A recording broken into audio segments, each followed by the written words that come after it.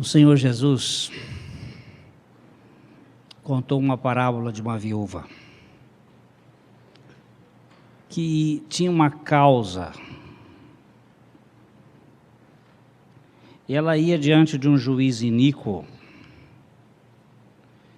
e esse juiz não lhe atendia a causa, mas ela insistiu. E de tanta insistência, o juiz acabou resolvendo atendê-la. E Jesus termina aquela parábola dizendo o seguinte: não faria Deus aos seus escolhidos que a Ele clamam dia e noite, ainda que pareça demorado em atendê-los? Contudo, quando o Filho do Homem retornar, por acaso Ele encontrará fé na terra? No capítulo 1 de Colossenses, que estamos andando, Colossenses capítulo 1, versos 21 a 23, e a vós outros também, que outrora eres estranhos e inimigos no entendimento pelas vossas obras malignas, agora, porém, vos reconciliou no corpo da sua carne, mediante a sua morte, para apresentar-vos perante Ele santos, inculpáveis e irrepreensíveis, se é que permaneceis na fé, alicerçados e firmes, não vos deixando afastar da esperança do Evangelho que ouvistes e que foi pregada a toda criatura debaixo do céu, e do qual eu, Paulo, me tornei ministro.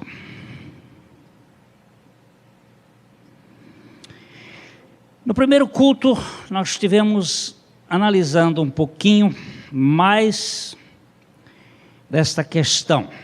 Nós estamos vivendo o tempo da emoção. Desde que café com pão, bolacha não, piauí, passa boi, passa boiada, virou poesia. Não estou falando mal de bandeira. Mas quando o sentimento acabou com a razão, isto foi lá no século XIX, depois de Hegel, depois da lógica tridimensional, onde já não há preto e branco, onde há uma síntese, onde a dialética quebrou aquilo que nós chamaríamos de verdade linear. Qualquer pessoa hoje, relativamente, pode ter uma verdade. Então, a partir do sentimento, nós perdemos o rumo e nós vemos coisas que não são propriamente aquilo que é inteligente e que é de fé. Porque a fé tem que basear em algo mais do que a emoção que muda. Estamos vivendo num tempo de sentimento muito forte, de emoções, onde você crê no que sente e não naquilo que é a verdade da palavra de Deus. Procuramos mostrar que Deus se revela no Novo Testamento como o Pai, o Filho e o Espírito Santo, e que existem três verdades chamadas verdades básicas ou virtudes fundamentais, que são o amor, a fé e a esperança. Que o amor está ligado ao Pai. Deus é amor. Deus prova o seu amor, para conosco. Porque Deus amou o mundo de tal maneira, o amor está ligado à pessoa do Pai. A fé está relacionada ao Filho, a Jesus. Ele é o autor e o consumador da fé. A fé veio por Ele. Gálatas 3:23 diz assim, eu vou aqui citar, mas antes que viesse a fé, estávamos sob tutela da lei e nela encerrados, para que essa fé que de futuro haveria de revelar-se, de maneira que a lei nos serviu de aio para nos conduzir a Cristo, a fim de que fôssemos justificados por fé. Mas tendo vindo a fé, falamos ainda que no Velho Testamento não significa que não houvesse fé, mas apenas uma vez que se refere à palavra fé no livro de Abacuque. Eles criam, a Bíblia diz que Abraão andou pela fé, que Noé andou pela fé, não estava dizendo que não era pela fé, mas o fato é que a palavra fé aparece uma vez só. Mas quando Jesus veio, Jesus é a antítese do pecado.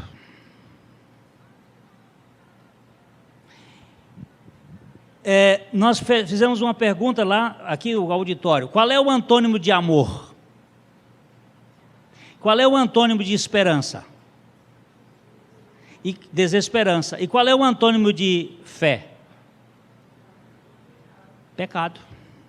Quem estava aqui no primeiro culto já respondeu. Pecado. Pecado é a não fé.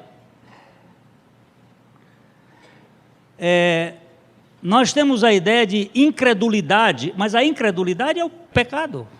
Tudo que não é de fé é pecado. Quando o Espírito Santo viesse, disse Jesus, convenceria o mundo, deixa eu ver se vocês se lembram, do pecado, da justiça e do juízo. Aí define pecado. Do pecado, porque não creem em mim. Olha, em mim. Ele não disse não creia em Deus, porque, veja bem, crês tu que há um só Deus? O que a Bíblia diz? Faze o bem, porque também os demônios creem e tremem. Crê que há um só Deus? Quem crê que há um só Deus é irmão de fé dos demônios.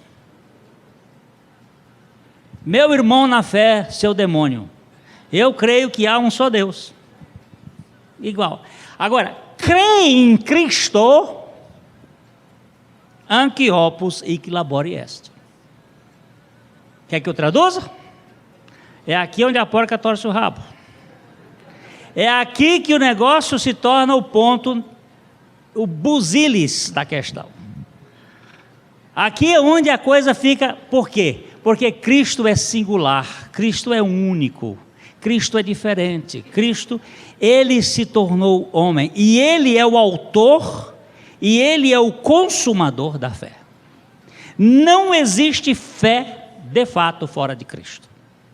Mas Madame Blavatsky, Helena Blavatsky, criadora do teosofismo, criou a fé na fé produzida pelo próprio homem. Que é o homem que é o seu próprio Deus. E isto é a negação de que Deus se tornou homem para que o homem pudesse ir a Deus.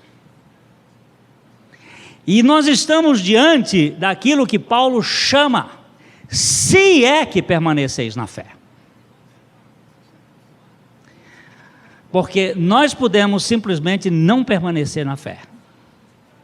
Fé é a visão do invisível. Quando é que você crê? É quando você baseia-se na palavra, porque a fé vem pelo ouvir, e ouvir a palavra de Cristo. Versão atualizada é muito própria para dizer isto, em Romanos capítulo 7, verso 10, verso 17. Vamos ler esse texto para afirmar isso. Estamos fazendo um pouco de recapitulação para a gente andar.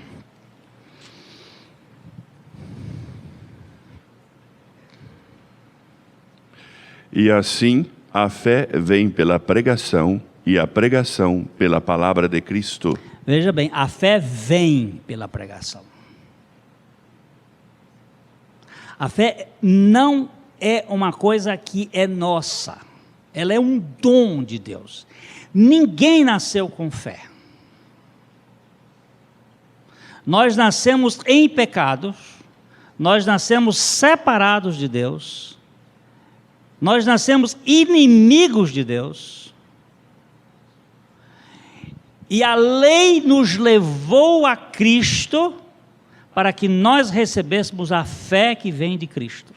A fé vem em Cristo. Ele é a origem de toda a fé. Tanto é que o capítulo 11 de Hebreus, quando fala da fé, fala sempre que estava apontando para a promessa que ainda não tinha vindo. Eu ainda faço uma questão de fazer uma abordagem aqui, porque um dos defensores, uma vez, um defensor de Jó, porque Jó todo autocentrado fica do lado de Jó contra Deus. Esta autocomiseração do indivíduo que está passando por algum moinho,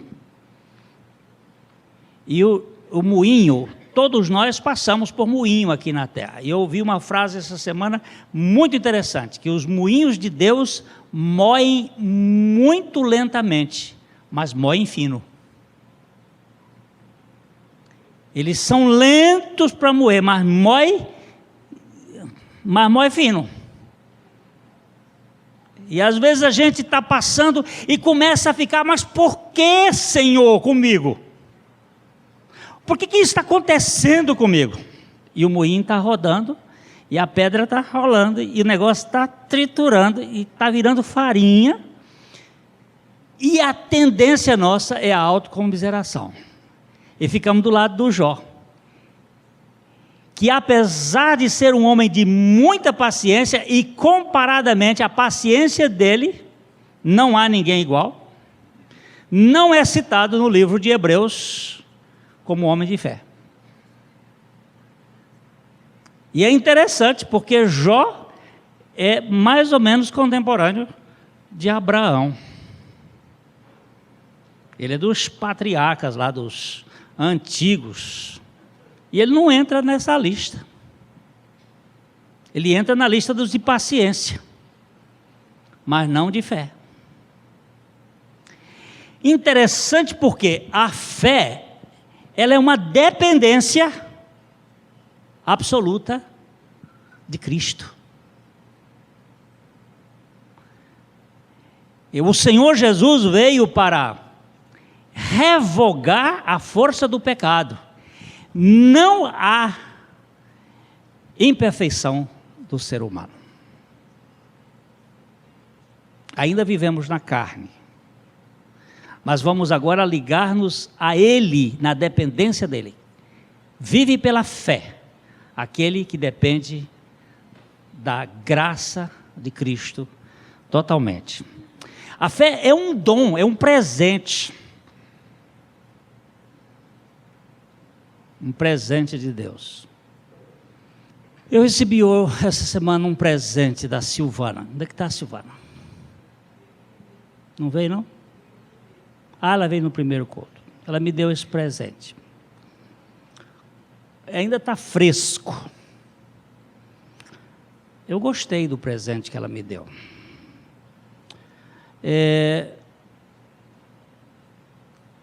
Quando eu olhei, não vi nada. Eu sou muito retardado para ver as coisas. Eu não vi nada. Depois eu comecei a olhar e vi alguma coisa. Presente. Mas ela me disse assim, a seguinte coisa: eu tenho um presente para o senhor quer? Achei aquilo engraçado. Se o senhor quiser, eu lhe dou. Nós estávamos numa reunião. E eu disse, presente a gente rejeita. Se o senhor não quiser, não precisa levar. Aí eu disse, sim. Cheguei ali embaixo, o marido dela apanhou o presente, me mostrou e olhou. Disse: o senhor quer? Eu posso rejeitar, não posso? Pode. Mas eu quero aceitar. Recebi o presente. E estou começando a curtir o presente. Eu quero ver se você vê alguma coisa nele. Viu? Quanto mais de longe, melhor para ver. Impressionista é assim. Mas quanto mais você olha, você vai vendo detalhes. Eu sei que está sendo gravado aqui, você que vai receber a gravação, não está vendo nada, não está sabendo de nada do que eu estou fazendo. Mas eu estou com um quadro aqui para o gravador, eu estou com um quadro aqui que uma pessoa me deu de presente, mas que tem uma figura de Cristo crucificado.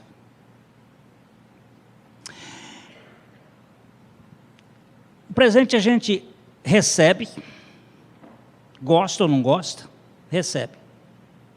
E vai. Aquele presente, alguns presentes você vai fazer uso dele pela vida toda. Isso aqui é um presente, a fé. Porque a Bíblia diz que a fé não é de todos, é um presente. Eu me lembro de um dia que eu fui fazer o casamento do Humberto e da Silvia, lá em Pompeia. Meu carro quebrou, antes. Eu estava sem carro, e eu não gosto de pedir carro emprestado dos outros. Mas ao comentar com um irmão sobre esse problema, ele disse: eu tenho um carro, um Del Rey, está com 6.000 quilômetros, está lá, você pode pegar o carro e levar. Vai fazer o seu casamento. E eu fui ao casamento. Voltei, domingo, não tinha que lavar o carro e encher o combustível, botar o combustível. Você recebe o carro cheio de combustível, devolve vazio e sujo? Não vou fazer. Encontrei com uma pessoa e disse: amanhã eu vou lhe entregar o carro que você me emprestou. Ele disse: que carro que eu lhe emprestei? Eu disse: aquele Del Rey que você me emprestou. Peraí, você está ficando desmemoriado? Não lhe emprestei carro nenhum. Eu disse: como assim? Não, eu não lhe emprestei carro, eu lhe dei um carro. Eu quase caí das pernas. Eu digo: peraí. Ele disse: eu lhe dei o carro é seu. Pode transferir. Mas foi uma emoção tão forte. Mas eu não estou falando de carro que eu já vendi e que já acabou. Eu estou falando de fé. Que Ele nos deu e que ela cresce.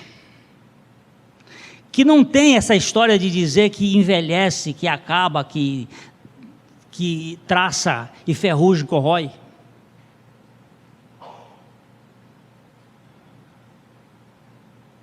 A fé que foi dada aos santos uma vez para sempre. Nós não vivemos pelo que vemos, nós vivemos por fé. O que é a fé? É um sentido do homem espiritual. Quantos sentidos tem o homem? Quantos sentidos tem um ser humano? 5. Isso os homens, as mulheres têm 6. Elas têm um sentido a mais que ninguém pode negar disso. A não ser que você nunca conviveu com uma mulher. Mas o homem espiritual tem um sentido a mais. Esse sentido chama-se fé, que foi dado. Paulo está dizendo assim: se é que permaneceis alicerçados e firmes na fé, baseado na palavra de Deus.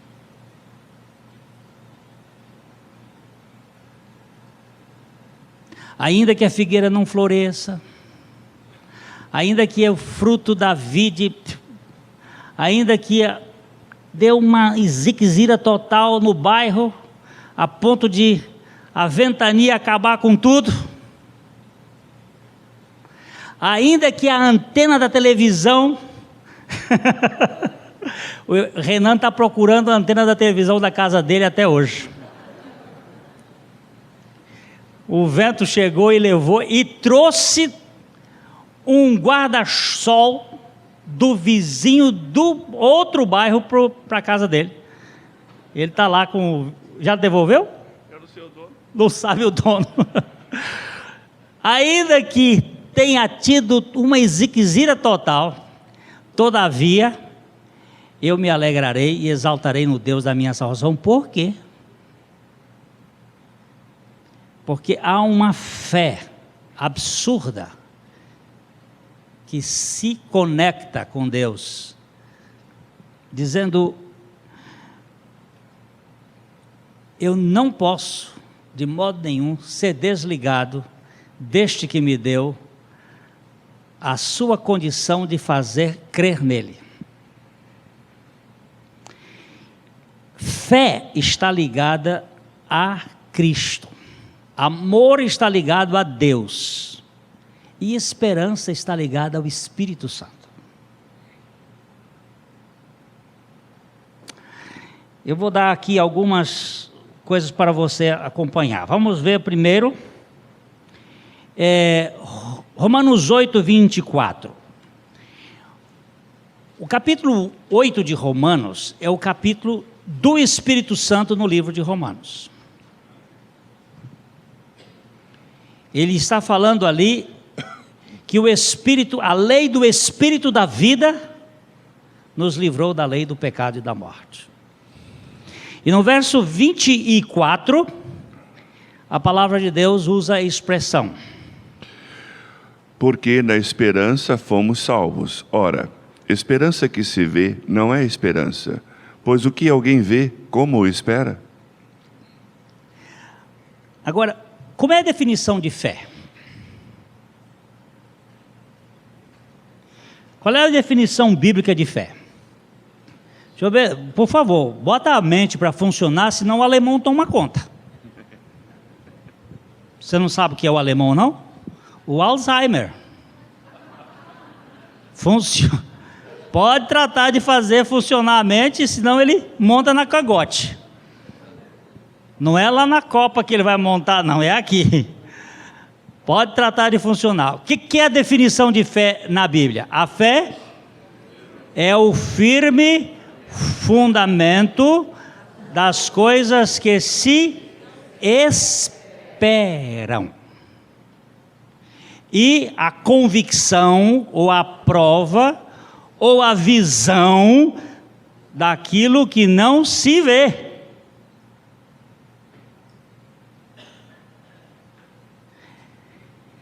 Fé é prova de esperança. Agora ele diz aqui, porque na esperança fomos salvos. Esperança que se vê não é esperança. Pois o que alguém vê, como espera? Eu disse que são três palavras que estão: amor, fé e esperança. Amor é a única concreta.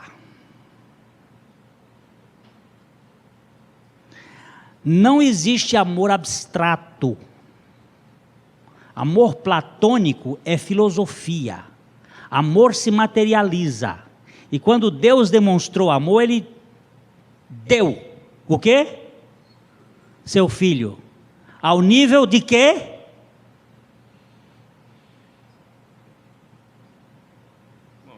Do visível, do humano, do concreto. Porque há uma tricotomia: Deus é Pai, Filho e Espírito Santo. E nós somos corpo, alma e espírito. E o amor se manifesta ao corpo.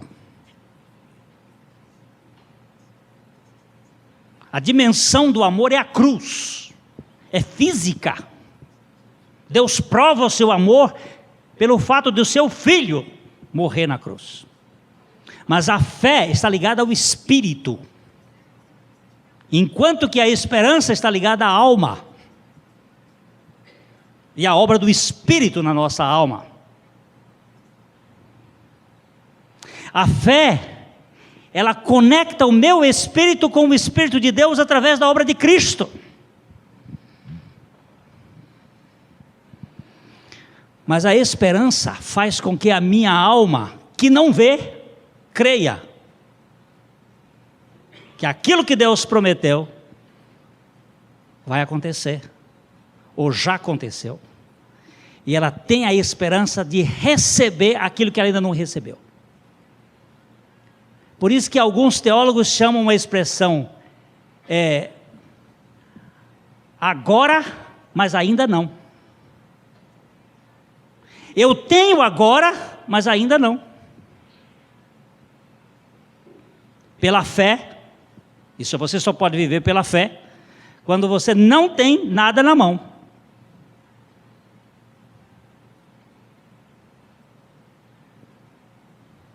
Se você pular do paraquedas, e o paraquedas já pular aberto, você não pulou por fé.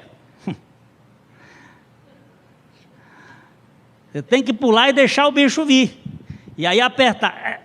A fé, ela é o leap in the darkness, como dizia Søren Kierkegaard, o pulo no escuro, a dependência da voz de Deus, da voz de Cristo. Não é igual àquela do árabe, do turco, né? Papai está aqui embaixo e diz para o menino lá em cima, pula que papai segura. E o menino pulou e papai tirou o corpo. Não confie nem em papai. Mas Deus não pode fazer um negócio desse, né, Renan? Deus, ele tem que afiançar o que ele falou. E é aí que nós crescemos na dimensão da esperança. Nós fomos salvos na esperança de uma fé que não se vê, e uma esperança que não se vê, e que se vê com a esperança aquilo que a fé enxerga sem ver. Isso chama-se miel. Daí vem a palavra místico, daí vem a palavra míope. O que é um míope? Aquele que enxerga sem ver. É o que crê. Não tenho concretude, não tenho realização, eu estou baseado no que Deus está dizendo. Mas hoje isso ninguém funciona. Nós não funcionamos nessa base, nós funcionamos naquilo, e tudo é rápido. Ordena para Deus fazer, decreta, manda Deus. E aí está todo mundo com a cabeça fundida, sem saber o que fazer mais. Mas nós aqui temos uma coisa, queridos. Gálatas 5:5. Gálatas 5:5.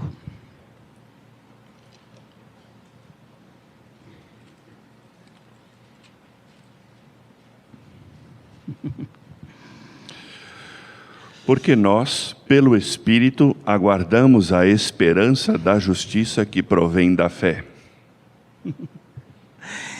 Pelo Espírito aguardamos a esperança da justiça que provém da fé. Se é que permaneceis na fé, alicerçados e firmes, não vos deixando afastar da esperança do Evangelho que ouvistes, que foi pregado a toda criatura debaixo do céu, e a qual eu também, Paulo, me tornei ministro.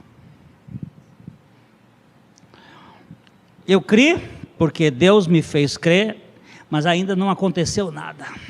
Não estou vendo nada, não estou enxergando nada. Há uma completa, absoluta incapacidade de enxergar, e pior ainda, um silêncio ensurdecedor de Deus. Eu falo com Ele e Ele não me responde.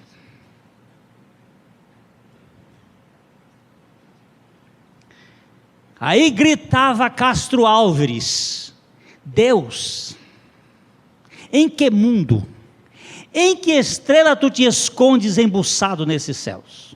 Há 2000 anos te mandei meu grito que embalde corre o infinito. Onde está, Senhor Deus?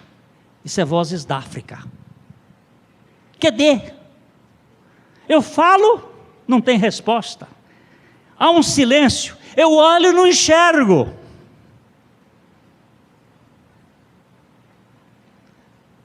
E aí minha fé tem caminho. Se foi a de Deus, ela persevera. Se não foi a de Deus, que a fé não é de todos, aí muita gente... Porque no reino luciferiano há a imitação da fé.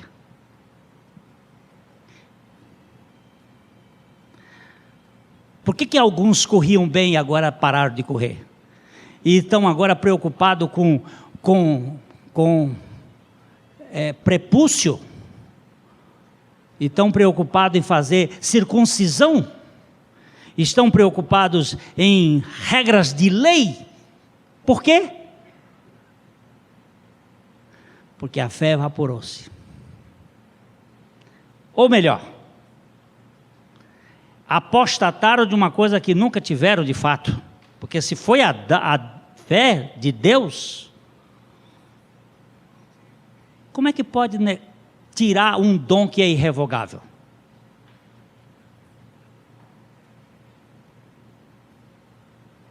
Por isso que a salvação tem uma outra palavra que anda junto, chama-se perseverança dos santos. Aquele que perseverar até o fim, será salvo. Esperança, olha, não tem nada.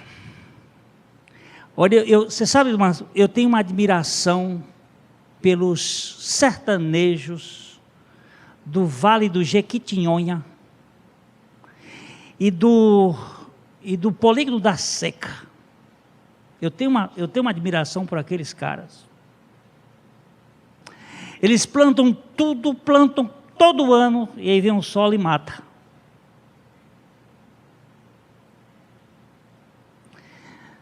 Mas mata tudo de torrar. No outro ano ele está lá com a enxadinha, carpindo, chapeuzinho na cabeça.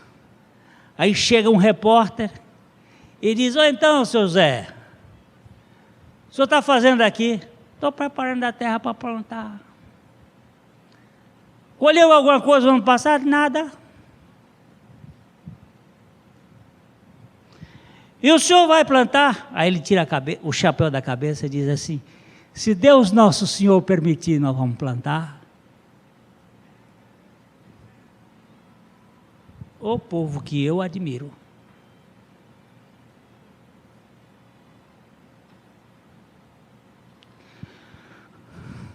Eles estão ali. Você vai lá, encontra a casa vazia de comida, não sei como vive, comendo palma, farinha de mucunã, comendo raiz de umbu, e vive, rabo de calangro, não desiste. Também não assalta ninguém, não mata, não vai para uma casa e diz: passa o dinheiro para cá. Aquele povo me deixa envergonhado. A perseverança que eles têm. Mas eu não estou falando de perseverança de fome, eu estou falando de perseverança de fé. Se é que estáis alicerçados e firmes nesta fé. Não tem nada, não tem nada, não tem nada, mas eu não desisto desse Deus. Não estou vendo a libertação que o Senhor me prometeu na sua palavra, não aconteceu, mas ainda que não aconteça, eu não te largo. Esta para mim é a luta de Jacó no Val de Jaboque. Grudou, segurou e disse: eu não te deixarei enquanto tu não me abençoares. E foi uma luta renhida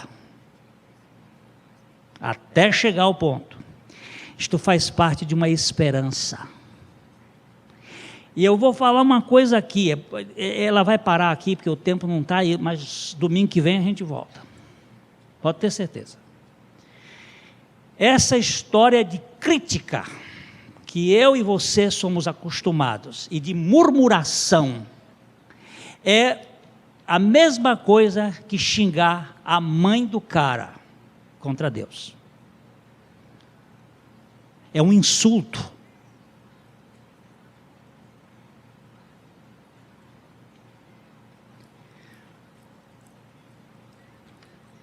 O silêncio de Deus é a escola da fé e a firmeza da esperança. Quando Deus está calado e nada está acontecendo, é sinal de que Ele está trabalhando com a nossa fé.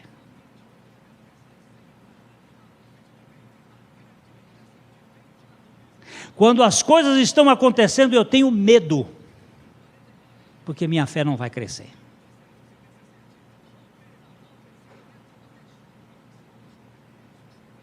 Firmes na fé é quando você não tem nenhuma evidência e você está olhando para ele. Ele falou, ele disse, ele vai cumprir o que disse. Mas hoje, mais amanhã, o Deus que falou não mente.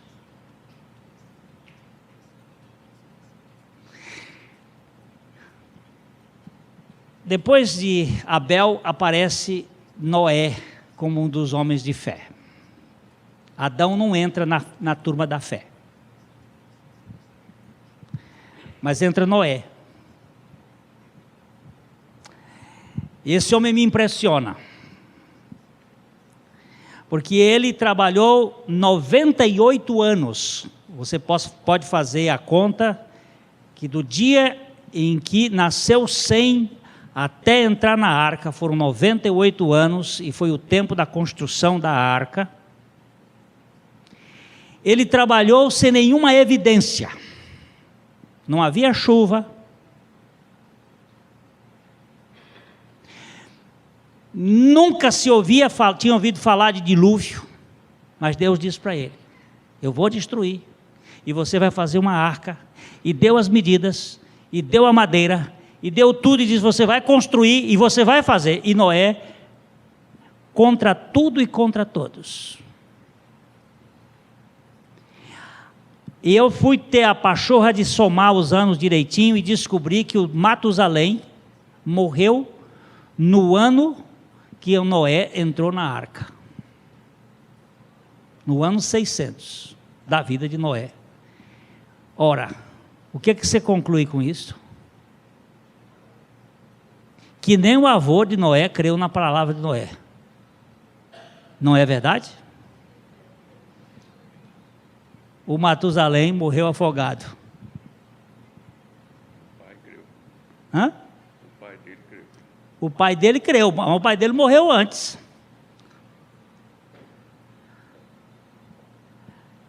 A fé é uma coisa louca.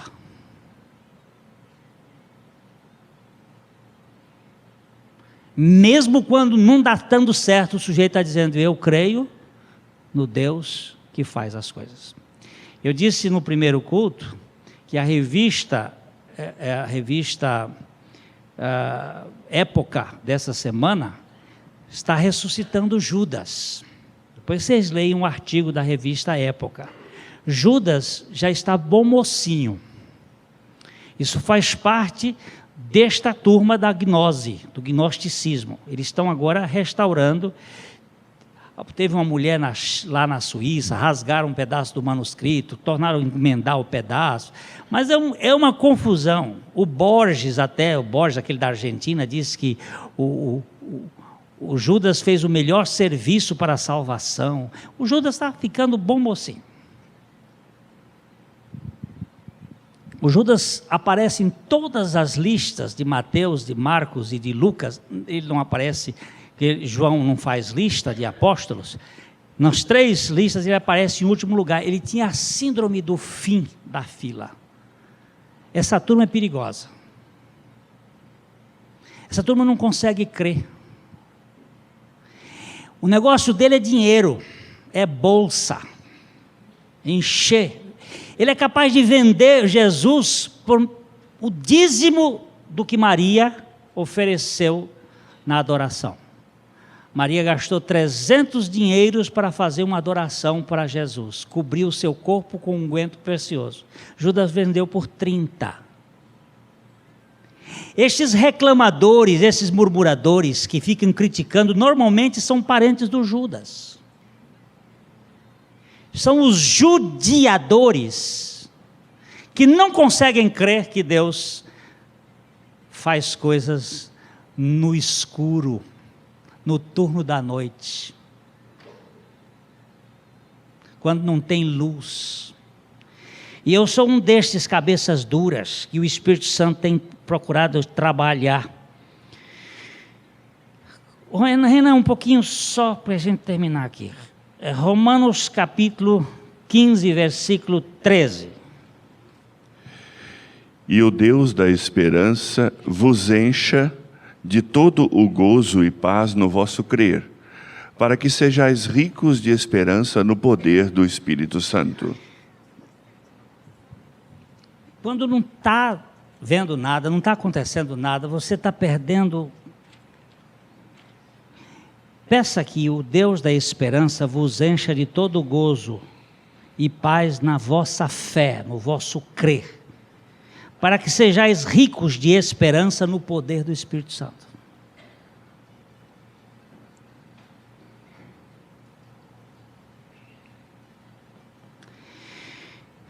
Romanos capítulo 5, versículo 5. Ora, a esperança não confunde, porque o amor de Deus é derramado em nosso coração pelo Espírito Santo que nos foi outorgado. O Espírito Santo está sempre perto da esperança, derramando amor, enchendo de paz, no crer, para que sejamos cheios de esperança no poder dele. Não está dando certo, a coisa não está funcionando, mas eu não vou desistir, eu vou crer no invisível e vou esperar no que eu não vejo. Saio totalmente do nível do concreto, do visível, visto que andamos por fé e não pelo que vemos. Eu não sei o que vai acontecer, mas eu sei que vai acontecer. Eu já estou assentado nos lugares celestiais em Cristo Jesus, ainda que esteja aqui. É uma questão de tempo, e essa questão de tempo Ele vai trabalhar na nossa vida. Finalmente, Efésios capítulo 4, versículo 4. Há somente um corpo e um espírito, como também fostes chamados numa só esperança da vossa vocação. Não tem muitas igrejas, só tem um corpo. E também não tem muitos espíritos, só há um espírito. E também não tem muitas esperanças, há uma só esperança, que é da vossa vocação. Você espera sem ver e crê esperando naquilo que você não vê. Vamos sair do campo do concreto? Aí o negócio. O irmão chegou e disse assim: ô pastor, eu não concordo com o que o Barba escreveu hoje aqui nesse artigo. O Barba foi muito duro nesse artigo aqui, de viver sem dívida, sinal de incredulidade. Ele foi muito duro. Foi? Lembre-se de uma coisa: a fé que tem para ti mesmo. Graças a Deus que Deus deu a fé ao Barba para ele chegar nesse ponto. Se você não chegou ainda, não critique a fé que Deus deu a ele. Lembre-se de uma coisa: Deus trabalha nos impossíveis. Nós estamos trabalhando no concreto, no visível. Eu vou lá no banco e faço as coisas. Mas se o Senhor puder fazer com você uma obra, se Ele puder não, que Ele pode. E nem é você que permite. É se a graça dEle operar para fazer isto, que tal experimentar os impossíveis de Deus? Estou lembrando aqui de George Miller, uma vez estava faltando dinheiro lá, ele orou e disse, pai, não tem dinheiro para dar comida para esses. Naquela época eram 1.200 crianças, 1.200. Quantos filhos você tem, Braulio? 2. É fácil criar? Ó, Pedrão. Pai disse que não, Você sabe quanto é que um homem, hoje uma classe média, quanto é que a classe média gasta para educar um filho? Estudo, roupa, comida, tal. Sabe quanto gasta? Um apartamento de 300 mil reais para cada filho, no fim de formado. Se te posasse esse dinheiro no banco e tudo, essas coisas. George Miller tinha 1.200, não tinha comida, não tinha nada. Chegou uma mulher lá, com um anel de ouro com um brilhante.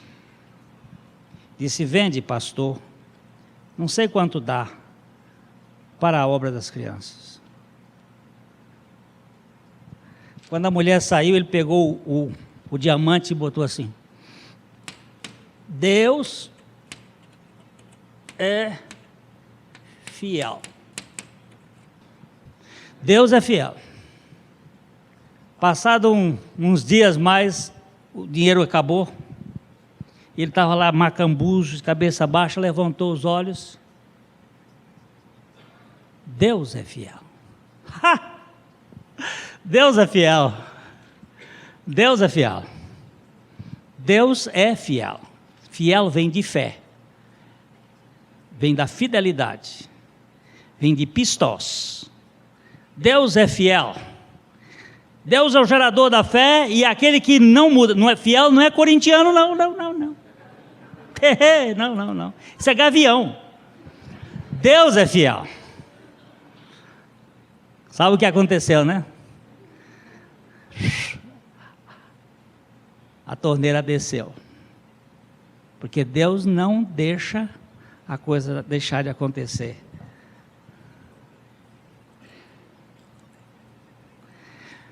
Nosso amigo João morreu. Ontem foi o enterro dele. João, o nosso amigo aqui.